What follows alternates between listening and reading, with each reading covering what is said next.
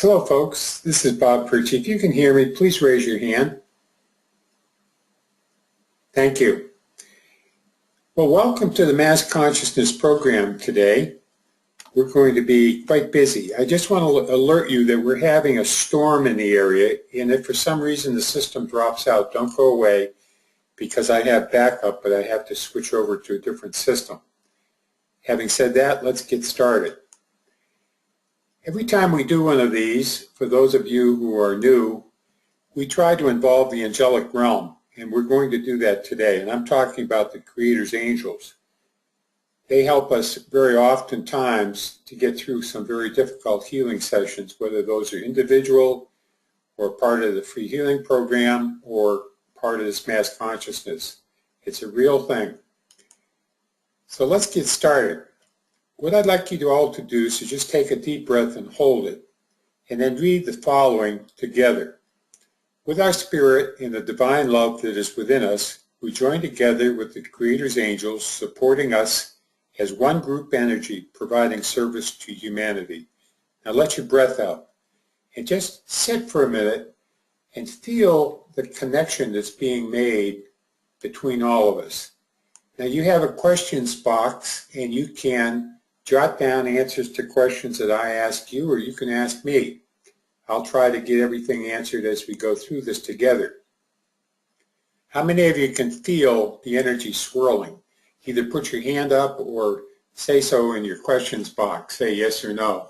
Keep it simple. Okay, that's about 24 of you right there. Just put your hands up. That's great. That's great. Now, don't worry about it for the rest of you if you don't feel anything, because sometimes you feel energy and sometimes you don't. And sometimes you come on this program and you've had a hard day, and it takes a while for you to start feeling things, and that's all okay. Don't worry about it one way or the other. So we're feeling that, a lot of us. About half of you had your hands up, another 4 or 5 are indicating that you can feel it, and that's great. So let's get moving along. This year we were concentrating on doing 6 different events, and today we're doing building loving relationships, which we're in the middle of right now. So that's the game plan for today, building loving relationships. Now for those of you who want to understand what mass consciousness is all about, please get a hold of the book, Being at One with the Divine. I spend quite a bit of time explaining the principle of mass consciousness, how it works, how we alter it. You'll find all kinds of information in there. We've been teaching this concept of spiritual, emotional, and physical healing for over 30 years. Very sadly, a lot of people just aren't willing to do anything until they're in trouble. I've had, in the last 2 weeks, probably a dozen emails from people whose system is suddenly breaking down and they're quite ill. And I have to ask myself, what is the problem here? There's a big change going on in the world, and we're seeing all sorts of people having massive breakdowns in health and having all kinds of problems. And the mass consciousness is part of that. So as people either wake up and realize that they can change the course of the life they're in, including the illnesses, they either make it or they don't. It's up to them. And I think it's too bad, because sometimes folks don't make a change even when they know it's bad for them, like people who are in drugs and alcohol and things like that to excess.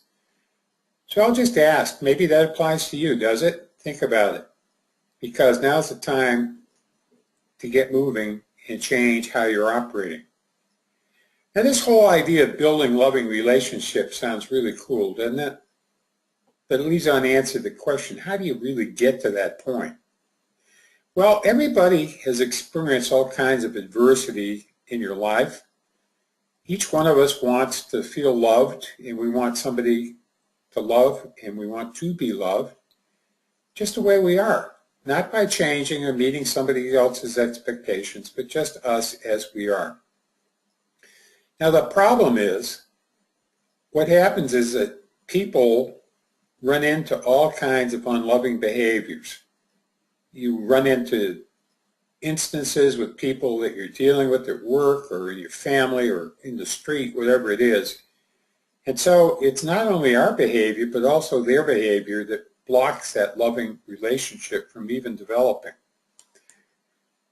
So what generally happens is people keep struggling and go right on doing what they've been doing, hoping that things are going to be better. They have a broken relationship and they say, well, I'll try harder and so forth. And then there's other people that stay engaged in whatever the relationship is. And I'm not just talking about a friendship or sex or marriage. I'm talking about all of it. I'm talking about the relationship you have with every kind of person in your life.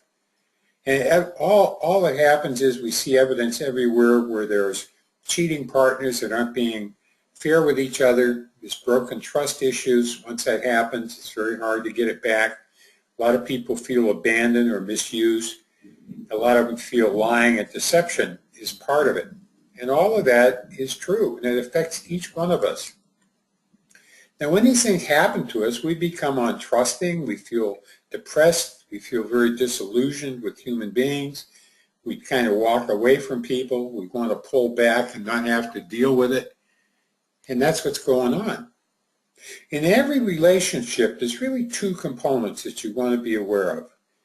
First one is the kind of relationship you really want. And the other one is the kind of relationship that your friend, associate, or partner wants. Everybody has to have their emotional and physical needs met somehow. And it has to be done in a way that's pretty clear and agreed to by all the parties that are involved. Otherwise, it's a one-sided deal. Somebody wins and somebody loses. This applies to the ground rules you would have for your family, your friends, workplace, and your public and private life. Now, most of you have heard all this before in one form or another, but yet we fail to meet these objectives because generally what's happening is three things. One is we do not communicate clearly. All people have emotional filters, and you hear other people through those filters, and you skew or change what is heard or said, both you and the persons you're talking to. It's a natural thing. We all have it. But with those filters in place, you don't always hear the truth. You hear what you want to hear. Second problem is most people don't speak from the heart because they're afraid they're going to hurt somebody else, hurt their feelings, or they're going to be shunned in return if the other person disagrees with them. And the third thing is we do not work with divine love. Why should we bother working with divine love? Because it helps us to get free from our mental constraints, these misunderstandings that we have, and our miscommunications. So what are the differences in these love concepts? Well, let's take a quick look at this. Divine love is not judgmental, it's not emotional, and it's unconditional. I spend a lot of time talking in my books about what these definitions are, so I won't go through it all today, but look it up. Personal love gets you in a lot of trouble because sometimes it's judgmental, it's usually emotional, and it's usually predicated on some set of conditions being satisfied. I'll love you if you do what I'm telling you or what I want you to do. So what we try to do is to work with divine love just to avoid the problems that you get into with personal love. Okay? That's what it's all about. Now we know that divine love can heal just about anything going on if you apply the principles correctly.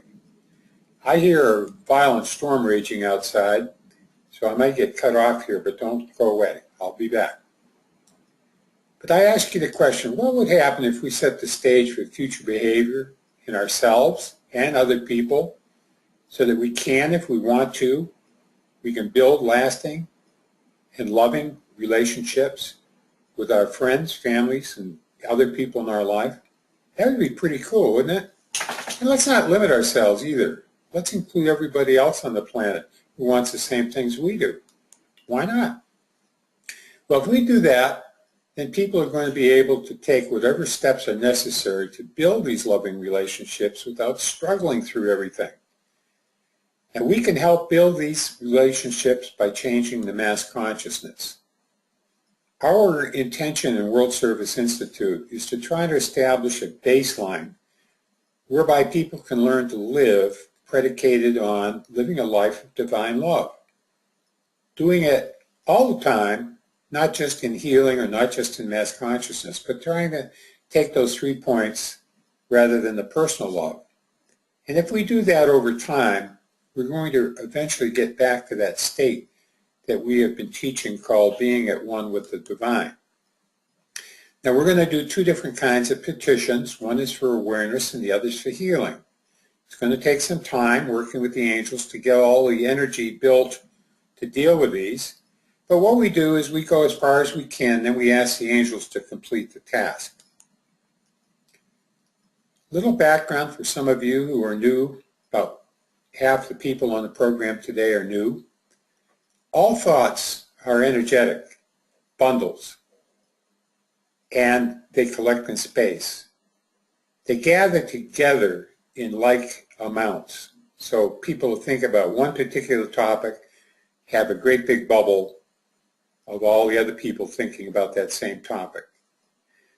So just think of mass consciousness as a group of great big thought bubbles that cling together in space, and it's just like soap bubbles that you see in a bathtub and how they cling together. Now the very first petition we're going to do is called the Mass Consciousness Divine Love Awareness Petition. And what you see in red on your screen is a resistance to building loving relationships. We're going to ask that we get rid of that and replace that resistance with the understanding that we all need to learn how to work with divine love. So everyone, please breathe in together and just hold your breath. Okay, now recite this out loud. As spiritual beings, together with the Creator's angels, we send the combined love that is within us to the mass consciousness with the intent to dissolve all resistance to building loving relationships immediately. We replace that resistance with understanding that man must learn to function with divine love on a daily basis and honor mankind, nature, and the world. We ask that this be done according to the Creator's will. Now draw in your breath, close your mouth, and lightly pulse your breath through your nose like this.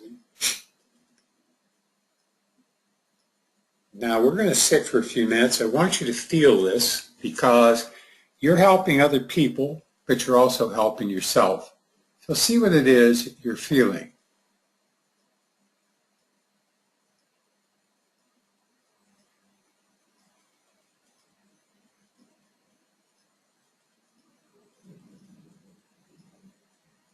Okay, start jotting down in your questions box. I won't divulge anybody's last name, but sometimes I'll read them and identify people by the first name and just share the feelings because we've got people from all over the world here. Just to give you a feeling for it, there's people from Canada and all over the United States, South America. We have people on from the Netherlands. You know, it's like 6-7 hours later in Europe than it is here, depending on where you are. So it's great that people are doing this, and I thank all of you. We have people from Ireland on as well, Central America. That's really cool. Glad to see you're all here. Now these folks that are here, most of them have been on before, and they realize that this really has a interesting impact because they feel it in their own bodies most of the time, and a lot of the times they'll talk to their friends later and they'll find out that a lot of things are going on. Stefania says she is a pulsing hands and wrists. Marcia says energy in the palms. Dan up in Canada says he feels wonderful. That's great. Scott out on the West Coast says his body's pulsing, energy outward. That's cool. Ann says, I feel complete relaxation, no worries about the future, knowing that the angels are helping us. Right on. Laura up in Ireland says peaceful, open-hearted. Allison says relaxation, tingling in my brain and head. Jennifer down in Florida says feeling nice energy in my hands. Rachel says, I don't feel much. It's okay, don't worry about it. Candace feels peaceful. Cayenne feels tingling in feet and hands and peace. In Fleur, I believe in Fleur's in the Netherlands, is feeling tingling in the head, feet and head. Suzanne says, entire body is pulsing from above my head, very powerful, through my heart, down through my feet, into earth. Good. Carol says, a rolling motion with me. That's great. That means that this is happening, you're helping people, and it's happening for you as well. And that's the joy of doing this kind of work. It's not just that you're doing it for somebody else, you're also experiencing it yourself. And that makes it even more fun. Okay, let's keep going. Now, what do we expect to see happening here? Well, we think that this petition is going to help clear all this resistance to building these relationships from the mass consciousness. And that, in turn, is linked to mankind. You can read about how that occurs in the book. But the key thing is that as people choose to change their behavior, to really learn to love the Creator, themselves, and their fellow man, plus nature, we start to see improvement throughout the world conditions, and we find people working together. Now, I've done this kind of thing in every job that I've ever had with people as soon as starting in about 1980, and I got tremendous results just getting people to work together and cooperate together. So any of you who are in counseling other people, or you're doing any of the other kinds of practices where you're providing guidance to folks on how to live and that sort of thing, get them involved in this kind of thing because it works. Now, you've all heard who, what, where, when, and why, the magic five. You just saw the who, that's this group, and the what is doing this mass consciousness, divine love awareness petition that we're doing to change the mass consciousness. Now let's go a little deeper and find out about the where. When we work with divine love, we can dissolve these bubbles that are out there that aren't beneficial to people on the earth. We don't have to sit here and struggle to pick out which ones they are. All we have to do is take an inclusive approach to the whole thing. Therefore, a group of ordinary folks like all of us working together can affect major change in the mass consciousness.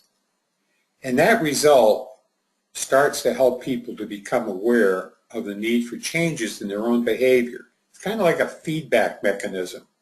Nobody will ever tell you what your faults are generally to your face, but if you can discover them on your own, that's pretty cool.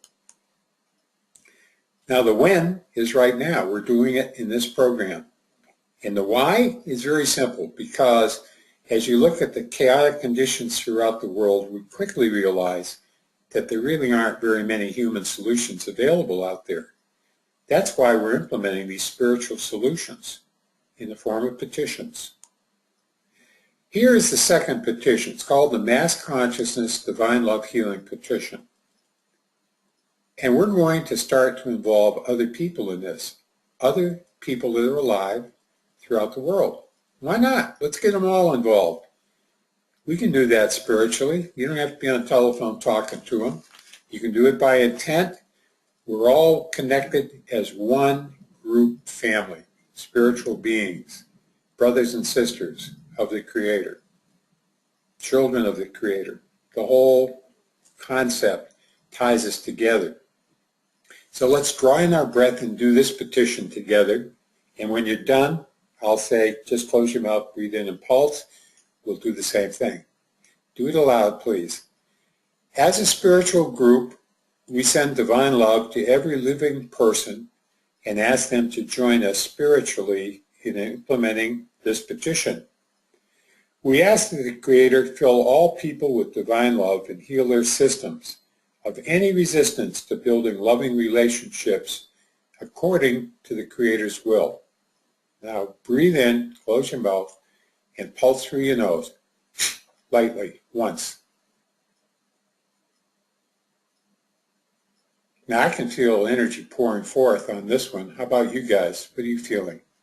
Either in yourself, or energy moving around, or going elsewhere? Let's get a little feedback going, see what you think.